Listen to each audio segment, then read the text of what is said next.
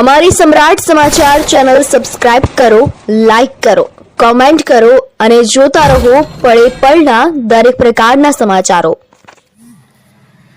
તળાજામાં ગાંધીજીની પ્રતિમા નજીક આવેલ કેન્દ્રવર્તી શાળા નંબર 3 ખાતે નવા બિલ્ડિંગનું ભૂમિપૂજન કરવામાં આવ્યું। ભાવનગર જિલ્લાના તળાજા તાલુકાના વિસ્તારમાં બ્રિજ તેમજ રોડ રસ્તાઓનું ખાતમુહૂર્ત તેમજ ભૂમિપૂજનનું આયોજન કરવામાં આવી રહ્યું છે અને રોડ રસ્તાઓ નવા બની રહ્યા છે, જેમાં મોટા પાયે ભ્રષ્ટાચાર થતો હોવાના આરોપ પણ લાગી રહ્યા છે। જ્યારે આજે વધુ એક ખાતમુહૂર્ત કરવામાં આવ્યું છે।